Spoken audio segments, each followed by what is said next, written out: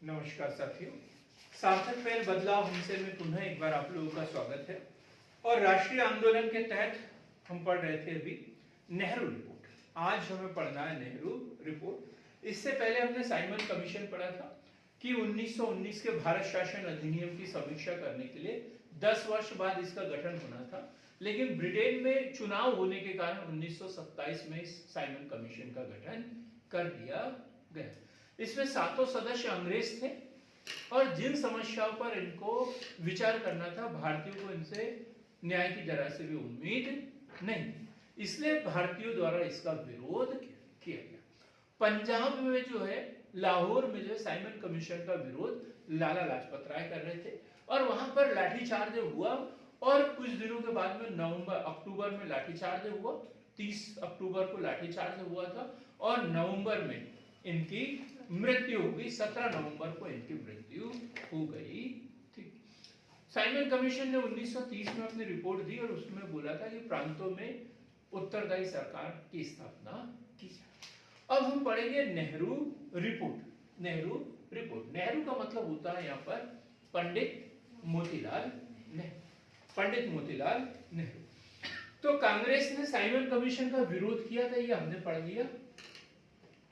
कांग्रेस द्वारा Simon commission का बहिष्कार।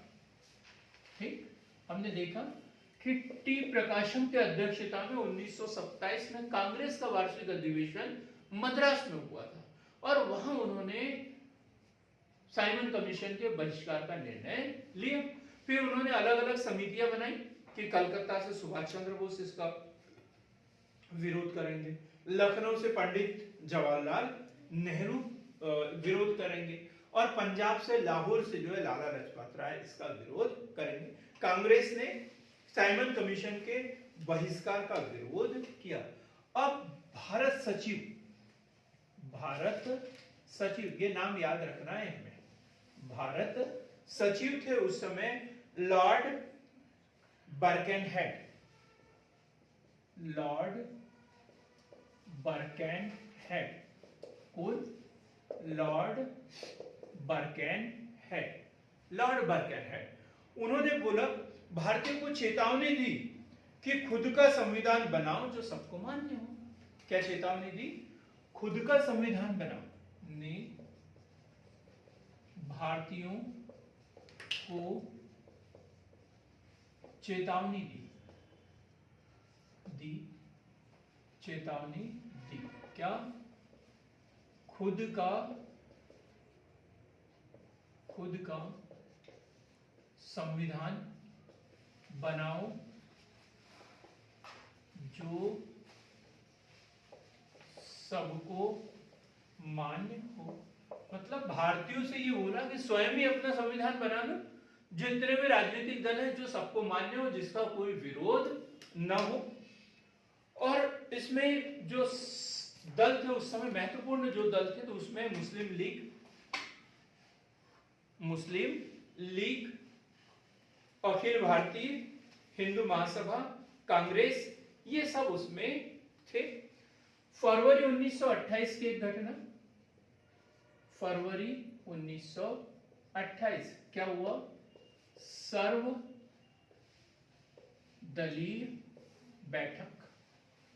सर्वदलीय बैठक, वो भी कहां हुई? दिल्ली में। और अध्यक्षता कौन करेंगे इसके? पंडित मोतीलाल नेहरू।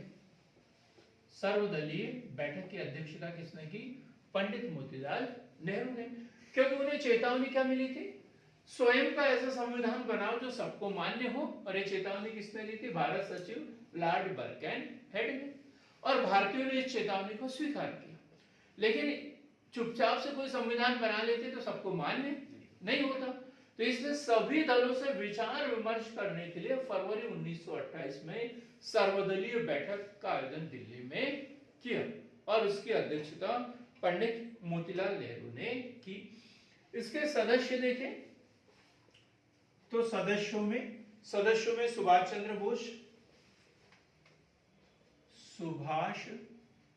चंद्र बोस, पंडित जवाहरलाल नेहरू, पंडित जवाहरलाल नेहरू, शोएब कुरैशी, इमाम साहब,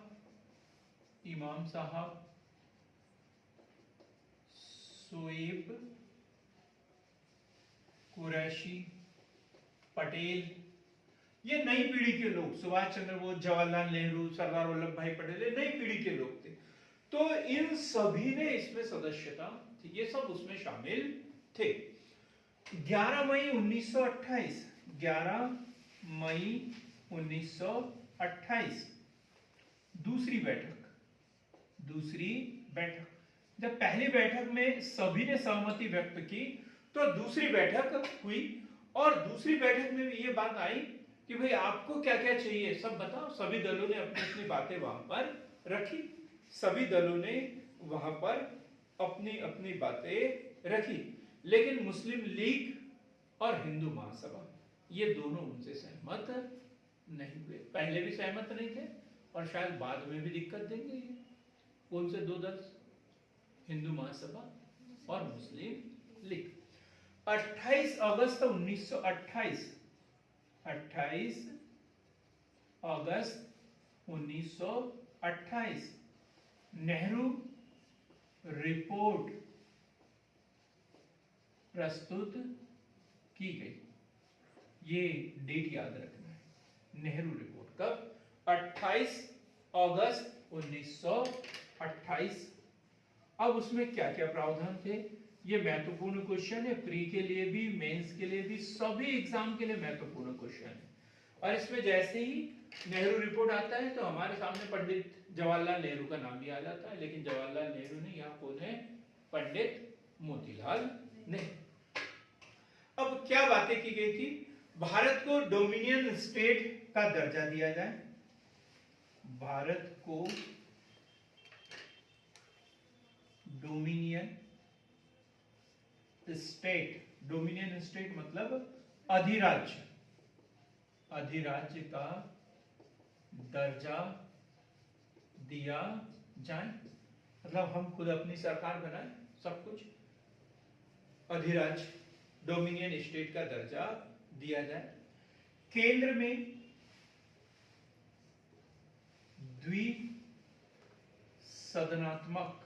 द्विसदनात्मक शासन की स्थापना, केंद्र में द्विसदनात्मक शासन की स्थापना।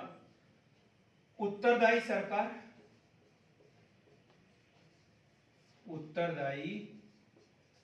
सरकार का गठन, उत्तरदायी सरकार का गठन।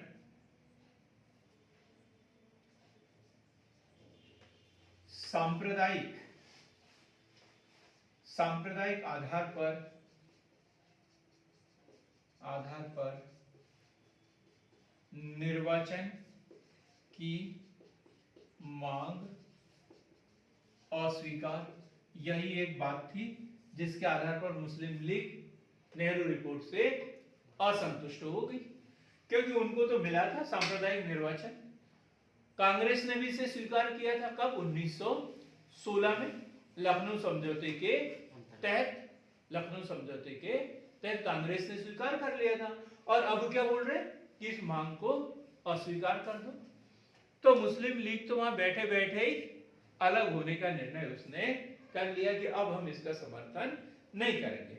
मूल अधिकारों को परिभाषित किया जाए, मूल अधिकारों को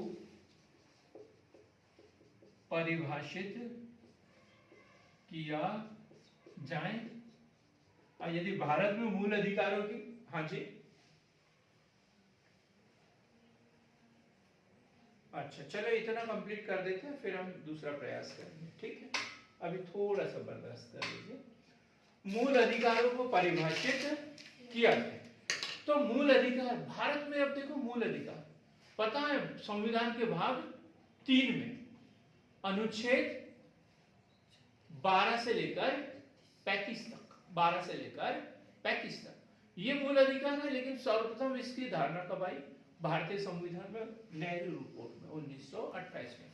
ऐसे क्वेश्चन प्री में पूछ लिए जाते हैं और तब हम गड़बड़ भी कर देते हैं। फिर बोलेंगे संविधान सभा ने बात की थी, ये वो कर देंगे और गलत कर देंगे। कहाँ बात हुई थी मूल अधिकारों की? नेहरू रिपोर्ट में। तो मूल अधिकारों को परिभाषित किए जाए और इन्होंने 19 मौलिक अधिकार बताए थे। कितने मौलिक अधिकार बताए थे? 19 मौलिक अधिकार बताए थे। वयस्क मताधिकार के आधार पर निर्वाचन, वयस्क मताधिकार के आधार पर निर्वाचन, वयस्क मताधिकार के आधार पर निर्वाचन की बात की उन्होंने कि वो चाहते थे कि निर्वाचन जो है वयस्क मताधिकार के आधार पर सभी को निर्वाचन वोट डालने का अधिकार दिया जाए। भाषा के आधार पर प्रांतों का गठन किया जाए, भाषा के आधार पर प्रांतों का गठन किया जाए, भाषा के आधार पर प्रांतों का गठन किया जाए। अवशिष्ट शक्तियां किसके पास हो? अवशिष्ट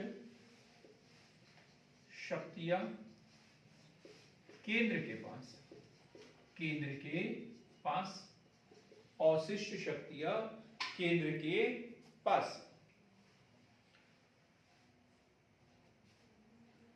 और एक चेतावनी थी इसके साथ में, क्या थी? कि यदि एक वर्ष के अंदर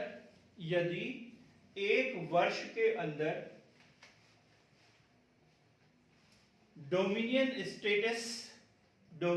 स्टेट का दर्जा नहीं दिया गया तो फिर हम क्या मांग करेंगे? काय की मांग करेंगे? पूर्ण स्वराज की मांग करेंगे, है ना? एक वर्ष के भीतर यदि डोमिनियन स्टेट का दर्जा नहीं दिया गया तो हम पूर्ण स्वराज की मांग करेंगे। यहां तक तो हो गई। नेहरू रिपोर्ट कब आई? 28 अगस्त 1928 को। और क्या क्या मांग की उन्होंने? डोमिनियन स्टेट का दर्जा दिया जाए, केंद्र में द्विसदनात्मक शासन की स्थापना हो, उत्तरदायी सरकार का गठन हो, सांप्रदायिक आधार पर निर्वाचन की मांग को अस्वीकार कर दिया जाए, खारिज कर दिया जाए, मूल अधिकारों को परिभाषित किया जाए, वयस्क मताधिकार के आधार पर निर्वाचन हो, भाषा के आधार पर प्रांतों का गठन किया जाए, अवशिष्ट शक्तियां जो है केंद्र में निहित हो। और अंत में भी बोला कि यदि एक साल के अंदर डोमिनियन स्टेट का दर्जा नहीं दिया जाता है तो फिर हम पूर्ण स्वराज की मांग करेंगे। लेकिन उनको चेतावनी क्या दी थी लॉर्ड बर्कनहेड ने? स्वयं का संविधान बनाओ जो सबको मान्य हो, लेकिन मुस्लिम लीग ने पहले आपत्ति लगा दी कि हमें ये मंजूर नहीं है। तो लिखेंगे आगे, किंतु जिन्ना ने इसका विरोध किया और उसने अपनी 14 सूत्री मांगे रखी। परंतु जिन्ना ने इसका विरोध किया और अपनी 14 सूत्री मांगे रख दी। और इस तरीके से जो है नेहरू रिपोर्ट क्या हो गई? असफल हो गई। नेहरू रिपोर्ट असफल हो गई, अमान्य हो गई, क्योंकि पहले ही स्पष्ट बोला था कि एक ऐसा संविधान होना चाहिए जो सबको मान्य हो। यदि कोई विरोध करता है तो फिर ये मान्य नहीं होगा। तो अभी हमने देखा नेहरू रिपोर्ट 1928। अगला जो वीडियो होगा उसमें हम देखेंगे जिन्ना की 14 सूत्री मांगे और कांग्रेस का लाहौर अधिवेशन, कांग्रेस का लाहौर अधिवेशन। तो हमारे चैनल को सब्सक्राइब कीजिए ताकि अगला वीडियो सबसे पहले आपको प्राप्त हो सके। बहुत बहुत धन्यवाद।